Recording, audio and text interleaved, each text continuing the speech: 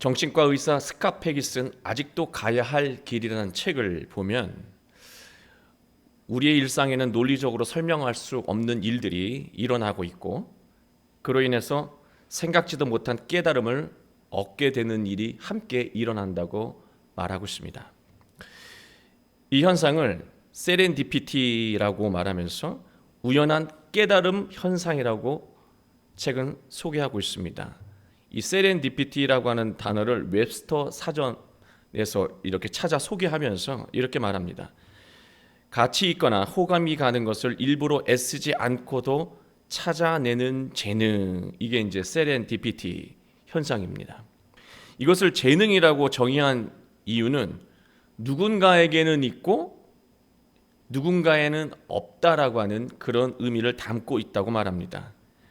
스캇팩은 우연한 깨달음 이 현상을 하나님의 은혜 가운데 하나인 것으로 설명하고 있습니다. 하나님의 은총은 기대하지 않았지만 소중하고 바람직한 것에 의해 나타나며 누구에게나 주어지는 것이다 라고 그 하나님의 은총을 말하고 있습니다. 그러나 두 종류의 사람이 있는데요, 하나님의 은총의 그 혜택을 누리는 사람이 있고 그것을 누리지 못하는 사람이 있다는 것입니다. 그 이유는 하나님의 은총이 은총인지 모르기 때문이라고 말하고 있습니다. 왜 모를까요? 하나님의 은총은 좋은 것인데, 하나님의 은총의 내용은 매우 특별하지만 은총의 겉모습은 늘 일상에서 흔히 일어나는 일처럼 평범해 보이기 때문에 하나님의 은총을 몰라본다는 거예요. 은총이 누구에게나 임하고 있는데 전혀 몰라본다는 거예요. 너무 흔해 보이기 때문에. 저는 깜짝 놀랐어요. 이 우연한 깨달음의 현상을 하나님의 은총이라고 설명하는 이 상황이, 이 내용이 예수님이 말씀하신 천국의 비유와 그 형식적으로 너무나 똑같기 때문입니다. 예수님은 천국을 비유로 설명하셨습니다. 천국을 그림을 그리듯이 설명하신 것이 아니고요, 일상에서 일어날 법한 그런 어떤 상황을 비유해서 천국을 설명하셨다는 것입니다. 제자들은 이 비유가 어려웠는지요, 왜 천국을 비유로 설명하냐고 묻고 있습니다. 그랬더니 예수님이 13장 13절에 이렇게 대답하죠. 보아도 보지 못하고 들어도 듣지 못함이니라. 천국은 말로 다 표현할 수 없는 것이기도 하지만 너희가 천국을 말해줘도 너희는 이해하지 못한다는 거예요. 이 비유를 들어서 천국을 설명하셨다. 이 비유라고 하는 단어가 헬라어로 파라볼레입니다. 파라라고 하는 단어와 볼레, 이 발로라고 하는 두 단어가 합쳐진 단어가 이 비유인데요, 파라는 뭐뭐 곁에, 이 발로는 던지다. 그런 이 비유라고 하는 것은요, 곁에 던지는 게 비유예요. 그러니 예수님이 천국을 비유로 들으셨다라고 하는 것은 예수님이 천국을 우리 일상 가운데 알만한 내용으로 던지셨다라고 하는 뜻입니다. 결국 천국은 멀리 있는 것이 아니라 어디에 있습니까? 우리의 일상 곁에 있다라고 하는 말씀이에요. 그게 천국을 비유로 들어 설명하신 이유인 것입니다. 우리가 살아가는 일상은 수많은 평범한 상황들로 이어져 있습니다. 그래서 우리는 지루한 일상에서 벗어난 특별한 어떤 곳에 하나님의 은혜와 감독, 천국이 있을 거라고 그렇게 기대합니다. 그러나 예수님은 이 모든 천국이 우리의 일상 가운데 감춰져 있다, 숨겨져 있다라고 설명하고 계십니다. 우리가 어떤 신앙과 가치관으로 일상을 바라보느냐에 따라서 우리의 삶은 천국이 될 수도 있고 지옥이 될 수도 있다는 말씀입니다. 천국은요, 자기의 일상을 유심히 관찰하고 연구하는 사람에 의해서 열린다는 거예요. 일상을 하찮게 여기고 일상을 늘 벗어나고 싶어하는 사람에게는 천국은 일어나지 않는다는 것이죠. 자기 일상을 소중하게 여기고 그 평범해 보이는 자기 일상을 소중히 여기고 유심히 관찰하고 연구하는 사람에 의해서 천국은 열린다는 거예요. 오늘 말씀을 통해서 우리 모두 평범해 보이는 이 일상에서 깨달음을 얻고 은총의 혜택을 누리게 되길 바랍니다. 그리고 우리의 평범한 일상에서 천국을 만나게 되는 복된 한 주가 열리게 되길 주 예수 그리스도의 이름으로 축원합니다. 44절을 보시면은요, 천국은 마치 밭에 감추인 보화와 같으니 사람이 이를 발견한 후 숨겨두고 기뻐하며 돌아가서 자기의 소유를 다 팔아 그 밭을 사느니라. 이 상황이 천국이라고 하는 것입니다. 조금 과장스럽지요, 상황이. 이 말씀이 분명 비유라고 했어요. 어떤 상황을 보고 저 사람이 천국이야, 그게 아니고요. 마치 예를 든다면 이런 비유를 든 거예요. 약간 과장도 섞여 있다고 말씀을 드렸습니다. 이 이야기가 비유라고 하는 것을 감안한다면 밭과 이 보화, 이 보물이라고 하는 것이 무엇을 상징하는지 알아야 이 천국을 비유하는 이 상황이 어떤 상황인지를 정확하게 알 수 있는 거예요. 그래야 일상에서 스쳐 지나갈 수 있었던 그 천국을 우리가 잡을 수가 있는 거예요. 지금 이 상황이 어떤 상황을 비유하고 있는지 알기 위해서는 다시 말씀드리지만 이 밭이 상징하는 것이 무엇이고 보화가 상징하는 것이 무엇인지를 알아야 되고, 그렇게 되면 그냥 무심코 지나갈 수 있었던 일상에서 천국을 잡을 수가 있다는 거예요. 누릴 수가 있다는 거예요. 그렇지 못하면 이 이야기를 아무리 들어도 내 주변에서 지금 천국이 진행되고 있는데도 모른다는 거예요. 자, 그렇다면 이 밭은 무엇을 상징하는 말일까요? 밭은 특별한 장소가 아니죠. 그 당시에 생각을 한번 해보세요. 농경사회에서 밭.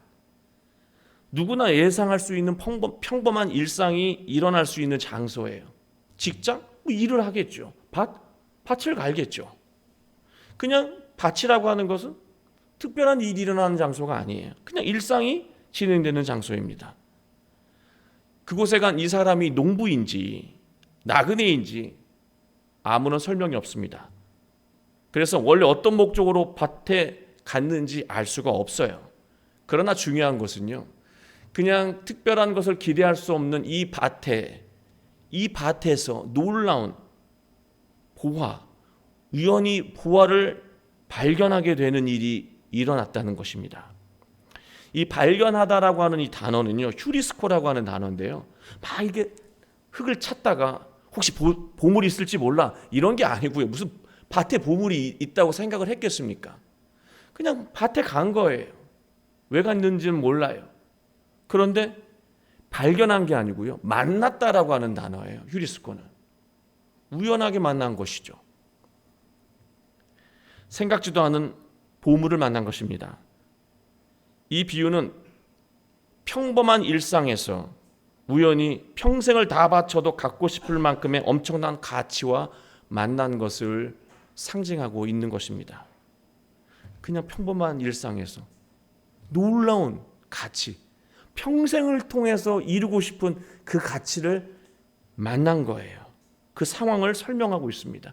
그 상황이 천국이라고 하는 거예요. 세상 사람들은 다양한 가치를 추구하며 바라는 가치를 얻기 위해 살아갑니다. 가치가 가지고 있는 속성이 있어요.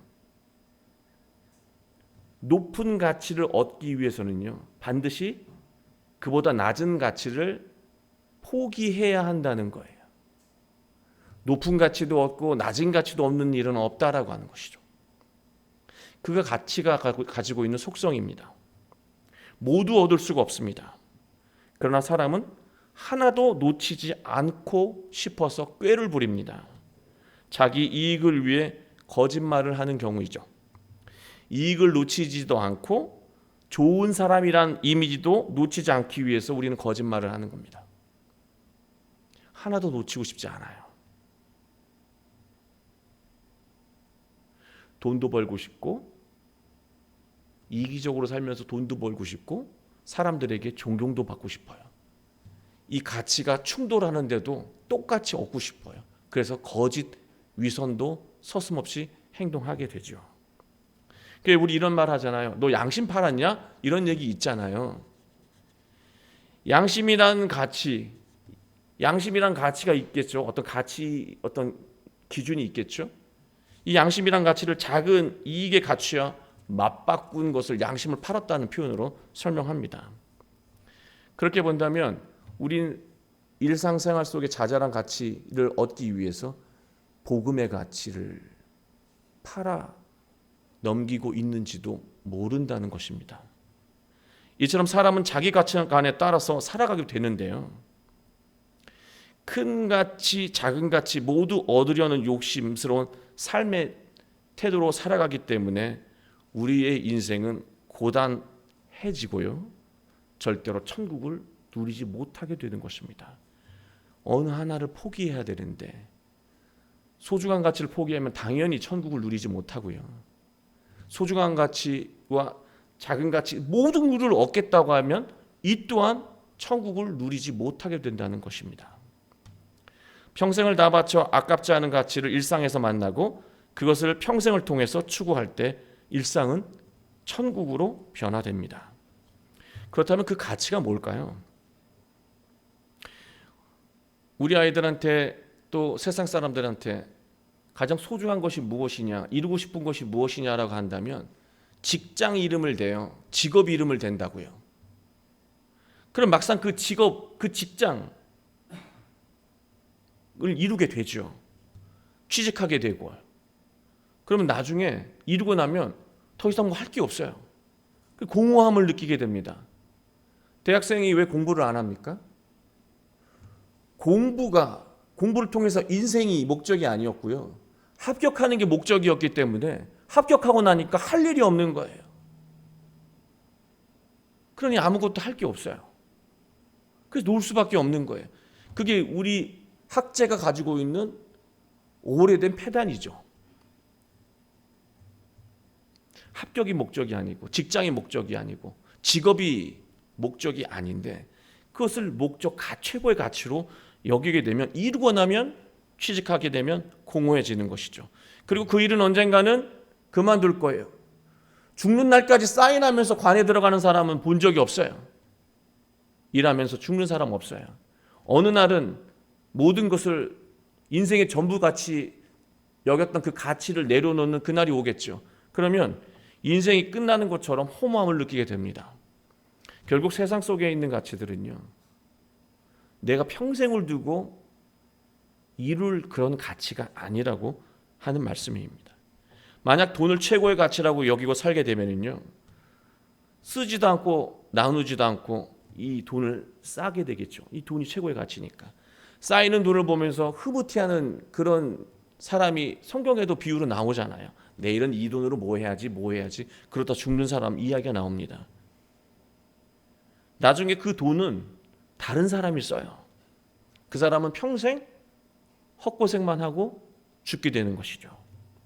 마태복음 6장 19절 20절을 보면 표준세 번역에 이렇게 번역하고 있습니다. 너희는 자기를 위하여 보물을 땅에다 쌓아두지 말라.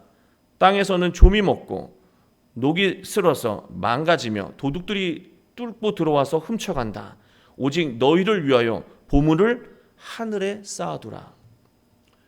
이것은요, 값싸게 헌금하라 이런 이야기가 아니에요.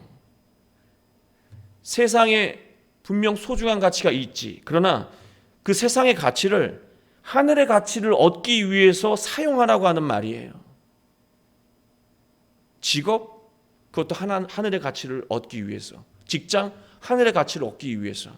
재물, 하늘의 가치를 얻기 위해서 사용하라고 하는 거예요.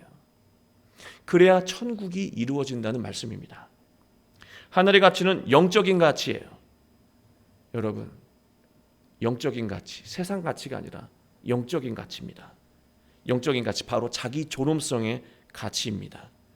자신을 존귀하게 만들고 존엄하게 만드는 최상의 가치가 무엇입니까, 여러분? 어느 자리에 가야 최고의 존엄을 유지하는 자리입니까? 대통령이요? 5년 지나면 끝나는데요? 사장이요? 언젠가는 내려와야 되는데요? 어떤 존재가 돼야 존엄한 가치, 최고의 존엄한 가치, 어떤 상황이 돼도 빼앗기지 않는 그런 존엄한 가치를 우리가 가질 수 있을까요? 그런 가치가 무엇일까요? 하나님의 자녀라고 하는 가치예요. 하나님의 딸, 하나님의 아들이라고 하는 가치예요. 세상의 어떤 가치로 기준으로도 하나님의 자녀라고 하는 그 가치를 평가할 수가 없습니다. 오직 하나님만이 평가할 수 있죠.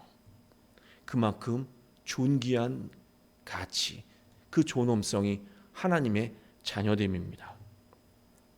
하나님의 자녀라고 하는 최고의 가치를 가슴에 자부심을 가지고 살아갈 때 천국을 맛보게 되는 거예요. 이것을 실제적인 삶으로 연결해 볼까요? 나 하나님의 자녀야, 그러면 행복해지나요? 천국을 누리나요? 그 얘기가 아니고요. 그 가치를 마음에 두고 자부심을 가지고 우리는 이렇게 살아가는 것이죠. 평범한 일상생활 속에서 자신을 향한 하나님의 뜻을 이루고 하나님의 자녀가 되어가는 과정이라고 이 일상을 여기고요. 살아가는 거예요. 그래서 하나님의 뜻을 이룬다는 마음으로 가정을 돌봐요. 그냥 가정을 돌보는 것이 아니라 나를 향한 하나님의 뜻을 이룬다는 마음으로 밥을 하고 청소를 하고 아이들을 보살피고 아이들을 가르치고 배우자를 존중하고 하나님의 뜻을 이룬다는 마음으로 가정을 돌보는 거예요. 그리고 하나님의 뜻을 이룬다는 마음으로 직장 생활을 하는 거예요. 돈 벌기 위해서 사는 것처럼 초라하고 슬픈 일이 어디 있습니까? 하나님의 일을 위해서 내가 직장 생활을 하는 것이죠. 또 하나님의 자녀됨을 이루기 위해서 나쁜 감정을 떨어내고 좋은 마음으로 사람들을 대하고 좋은 것을 나누며 살아갑니다. 천국은 바로 이러한 일상을 통해서 깃들어지게 되는 것이죠. 저는 이 본문을 보면서 또 다른 생각이 들었어요. 감추인 이 보화가요, 밭에 감추인 이 보화가 우리 안에 잠재되어 있는, 나도 모르고 살았던 이 잠재되어 있는 재능은 아닐까라는 생각을 했습니다. 하나님이 우리에게 주신 놀라운 잠재력을 우연히 알게 되고 평생을 통해 그 재능, 그 달란트를 늘려가는 감동적인 인생이 바로 천국을 누리는 인생이 아닐까 하는 생각을 해보았습니다. 여러분 모두에게는요, 인생을 천국으로 만들 만큼의 이 잠재력과 보물 같은 재능이 있는데 여러분 인생 안에서 발견하셨습니까? 그것을 더 이렇게 풍성하게 만들기 위해서 자잘한 가치들을 내려놓고 그 소중한 나의 이 잠재력을 키우기 위해서 살아가고 계십니까?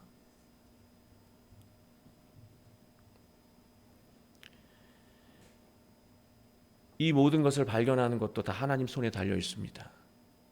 우린 죽기 전에, 청년뿐만이 아니라 우린 죽기 전에 나에게 주신 이 잠재력, 이 달란트, 이 보물 같은 재능을 찾아내야 돼요. 그것을 사용해야 합니다. 우리 교회에도 감춰있는 재능이 있겠죠. 능력이 있을 겁니다. 사랑의 교회 교인들은 이것을 발견하고 찾아내야 해요. 그래야 은총의 혜택을 누릴 수 있습니다. 우리의 젊은이들이 하나님의 은혜로 자기 재능의 보화를 만나서 평생을 천국을 누리게 되길 소망합니다. 그리고 우리 기성세대들은 남은 인생, 못다한 능력을 남김없이 사용하며 복된 인생을 살아가게 되길 바랍니다. 45절 보시면 또 천국에 대한 비유가 나오는데요. 천국은 마치 좋은 진주를 구하는 장사와 같다고 했습니다. 그리고 극히 값진 진주 하나를 발견하며 가서 자기의 소유를 다 팔아 그 진주를 사느니라. 소중한 가치를 얻기 위해서는 다른 가치를 포기해야 한다는 구조는 밭에 감추인 보화의 이 비유와 똑같습니다. 소중한 가치를 얻고 싶습니까? 천국을 얻기 위해서 살고 싶습니까? 그렇다면 무엇인가는 내려놔야 해요. 아무것도 내려놓지 않으면 소중한 가치는 절대로 이루어지지 않아요. 여러분이 가지고 있는 재능은 절대로 꽃 피울 수가 없어요. 무엇인가 내려놔야 해요. 그 구조는 똑같아요. 근데 그 차이는요, 방금 앞에서 말한 이 밭에 감추인 보화의 비유는 만나고 싶다고 만나지는 것이 아니고요, 하나님이 은혜를 베풀어야 우연하게 만날 수 있는 보화예요. 있는지도 몰랐는데 하나님이 은혜를 베풀어야 만날 수 있는 가치예요. 그러나 진주장사의 비유는요, 이미 이 진주장사는요, 가치 있는 진주가 무엇인지 볼 수 있는 눈이 있습니다. 그래서 그 눈을 가지고 평생 동안 지금까지 벌어온 모든 것, 인생에 소유한 모든 것을 다 주고도 갖고 싶은 그 진주를 찾아다녔어요.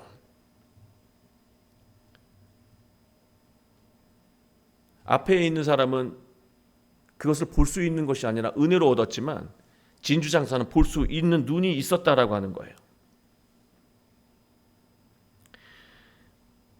저는 이 말씀이 오늘 신앙생활을 하면서도 천국과 같은 행복을 누리지 못하고 불행한 인생을 살아가는 우리에게 주신 말씀이 아닐까라는 생각이 들었습니다. 왜? 우리는 어떻게 해야 천국을 누리고 어떻게 해야 인생이 복되다는 것을 주일마다 들어왔고 수요일에도 들었고 또 개인적으로 묵상하면서 끊임없이 반복하며 배워왔습니다. 무엇이 진리이고 소중한 가치인지 너무 많이 알아 배워왔다는 거예요.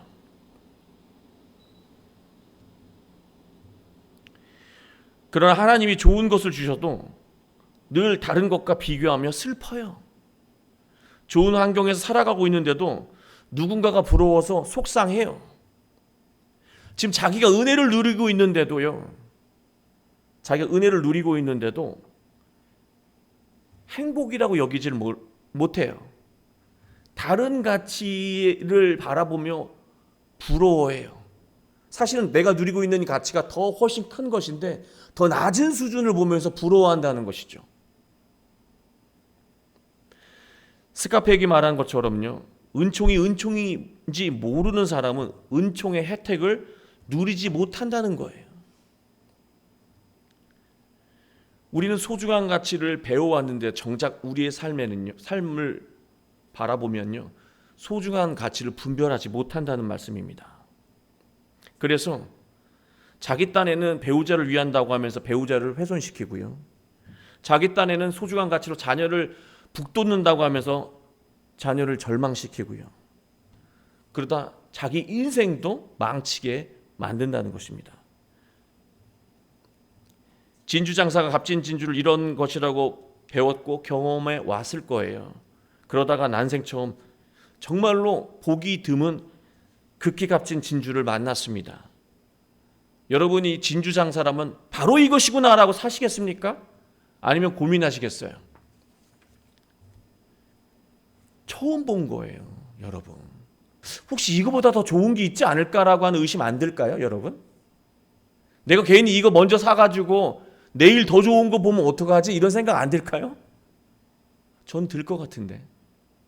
저는 그 결정 앞에서 아니야, 이것도 아니야, 더 좋은 게 있을지 몰라 하면서 진짜 좋은 거를 놓칠 수도 있을 것 같은데요. 저는 고민이 될 것 같아요. 의심이 들 것 같아요. 반드시 의심하게 되어 있어요. 고민하게 되어 있습니다. 내가 가진 걸 지키는 게 나아라고 하면서 안주의 길을 선택하게 되는 것이죠. 그래서 평생 가야 만날 수 없는 그 위대한 가치를 또 포기하게 되는 거예요. 근데 여러분, 그게 거대한 일이 아니라 일상의 작은 결정들이라고 하는 거예요. 자신을 향한 하나님의 계획, 하나님의 자녀됨을 위하는 일이라면 결과적으로 손해가 되지 않는다고 예수님 말씀하시는 거예요. 그러니 진주장사처럼 주저하지 말고 네가 영적인 거룩한 가치를 발견했을 때 자잘한 가치를 과감하게 믿음을 가지고 내려놓으라고 하는 거예요. 먼저 이 거룩한 가치로 살아가라고 하는 거예요. 절대로 후회할 일 없다라고 하는 거예요. 이러한 삶의 태도로 살아갈 때 인생이 천국을 누린다라고 예수님은 우리에게 확답해 주시는 것입니다. 그러나 우리는 가치의 소중함을 다 아는데도요, 막상 선택의 순간에 놓이게 되면 결국 또 자잘한 가치를 위해서 소중한 영적인 가치를 내려놓는 실수를 반복한다는 것입니다. 왜냐하면 당장은 좋아 보이거든요. 이거 아니래도 하면서 우린 또 안주하거든요. 결국 악영향은 차곡차곡 쌓이게 되고 인생은 작은 구멍에 무너지는 그런 뚝처럼 큰 손실을 입게 되는 것입니다. 47절부터 50절 말씀은 마지막 결과를 무섭게 설명하고 있어요. 천국은 마치 바다에 치고 각종 물고기를 모으는 그물과 같다. 그물에 가득함에 물가로 끌어내고 앉아서 좋은 것은 그릇에 담고 못된 것은 내버리느니라. 세상 끝에도 이러하리라. 천사들이 와서 의인 중에서 악인을 갈라내어 풀무불에 던져 넣으리니 거기서 울며 이를 갈리라. 세상이란 바다에서 살아가는 인생은 다 똑같아요. 거기 안에는 불의한 물고기도 있고 선한 물고기도 있습니다. 천국이라는 그물 안에 선악을 상관하지 않고 모두 그 그물 안에 딸려온다는 것이죠. 근데 저는 이 비유가 좀 이상했어요. 아니, 천국에 왜 불의한 물고기까지 같이 딸려오지? 의로운 물고기만 잡혀야지 천국이라고 하는 이 그물질에? 그 생각을 했거든요. 그런데 곰곰이 생각해 보니까 그렇지 않아요. 이 말씀이 정확한 말씀이에요. 왜냐? 불의한 사람도 자기 나름의 누리고 싶은 천국이 있기 때문에 그래요. 천국이 아니고 지옥인데 그걸 천국이라고 여기는 것이죠. 지금 이 잘 되고 있는 것이 잘 되고 있는 게 아니라 지옥으로 가는 잠깐의 이 달콤함인데 천국이라고 여기고 지속한다는 거예요. 모든 사람, 착한 사람, 선한 사람, 불의한 사람, 성실한 사람, 게으른 사람 모두가 저마다 바라는 천국이 있어요. 그러나 진정한 천국 앞에서 결국 선한 것과 불의한 것이 갈라지고 그 일상은 값을 치르게 된다고 성경은 말하고 있습니다. 저는 이 49절 말씀을 보면서 세상 끝날 날에 죽는구나. 그래서 저는 이 말씀을 딱 보면서 결국 심판은 마지막 날에 오니까 살아있을 때까지는 누려도 돼. 이런 생각 은근히 합니다. 그리고 적당히 기회 봐가지고 갈아타면 돼. 그런 생각도 할 수 있겠죠. 갈아타지지 않는다는 거예요. 길들여지면. 호랑이 득에 타면 끝까지 가야 되는 것처럼 벗어나지 못한다는 거예요. 그게 잘못된 길이라고 한다면, 깨달았다면 거기서 벗어나라고 하는 거죠. 그래야 진정한 천국을 일상에서 누릴 수 있다고 예수님은 이 세상을 향한 자맥지를 통해서 설명하고 계신 거예요.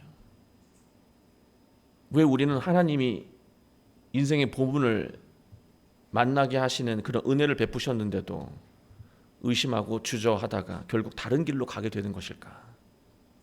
또 신앙을 통해서 소중한 가치를 그렇게 숱하게 배워왔는데도 결정적인 순간이 되면 왜 우리는 자잘한 가치를 선택하고 나중에 후회하며 불행을 되풀이하는 것일까? 정말 방법이 없는 것일까? 고민이 깊게 됐습니다. 51절, 52절이 답입니다. 이 모든 것을 깨달았느냐 하시니 대답하되 그러하오이다. 너희들이 내가 지금 비유한 천국의 비유 이해했니? 했더니요, 이해했답니다. 그런데 예수님은요, 그 대답을 아랑곳하지 않고요, 다시 비유하십니다. 52절, 그러므로 천국에 제자된 서기관마다 마치 새 것과 옛 것을 그 곳간에서 내오는 집주인과 같으니라. 진정한 집주인은요, 자기 곳간의 옛 것과 새 것의 차이가 무엇인지, 무엇이 옛 것이고 새 것인지 정확하게 구분할 수 있다라고 하는 거예요. 그리고 옛 것과 새 것의 가치를 정확하게 안다라고 하는 것이죠. 옛 것은 이렇게 사용해야 되고 새 것은 이렇게 사용해야 돼. 분별할 수 있는 능력이 있다라고 하는 거예요. 진정한 집주인은. 이게 무슨 뜻일까요? 근데 여러분 아시잖아요. 예수님은 사람의 인생을 늘 집으로 비유하셨다는 거. 내 인생이 집이에요. 김정욱이라고 하는 집이고 아무개라고 하는 집이에요. 여러분의 집주인은 누구입니까? 저의 집주인은 누구입니까? 내 인생의 주인이 누구냐는 거예요. 오늘 설교 제목은 천국은 좋은 집주인을 만나는 것이라고 했잖아요. 여러분의 집주인 누구냐고요? 여러분 인생의 주인이 누구냐고요? 불행과 지옥은요, 내 인생의 주인이 나 자신이 될 때 불행이 싹 튼다는 말씀입니다. 제가 우리 막내딸이 눈이 조금 나빠서 그 시력이 어느 정도 되는지 그 안경을 한번 써봤어요. 그랬더니 앞을 분간을 못 하겠더라고요. 근데 우리 아이는 그걸 쓰면 잘 보이죠. 나라고 하는 인생의 잣대로 세상을 보면은요, 천국이 내 일상 가운데 지나가도 전혀 잡을 수가 없어요. 내 중심으로 보면. 그런데요, 하나님의 시선으로 보면 내 일상에서 얼마나 많은 천국이 지금 지나가고 있는지 보게 되고 그 천국을 잡아서 누릴 수 있게 된다는 말씀이에요. 그러기 위해서는, 그 눈을 갖기 위해서는 그냥 기다려서 되는 것이 아니라 예수님을 내 인생의 주인으로 모셔야 된다는 거예요. 말씀을 마음에 새겨야 된다는 거예요. 그러면 예수님이 결정적인 순간마다 이거 아니야, 이게 천국이다, 잡아라 라고 하는 분별력을 허락해 주시고 그 예수님께서 주신 분별력으로 우린 천국을 누릴 수 있게 된다는 말씀입니다. 예수님이 내 인생이라고 하는 집의 주인이 되신다면 인생의 잠재된 보물을 보여주실 때 우리는 주저하지 않고 그 재능을 꽃피울 수 있습니다. 예수님이 내 인생의 집주인이 되신다면 하나님의 계획을 우리는 선택하고 일상에서 하나님의 일을 이루어가며 천국을 누릴 수 있게 될 것입니다. 여러분의 천국은 지금 여러분 일상 집 주변에 흘러가고 있습니다. 예수님을 마음 중심에 모시고 모든 일상에서 천국을 누리는 여러분의 한 주가 되시길 주 예수 그리스도의 이름으로 축원합니다.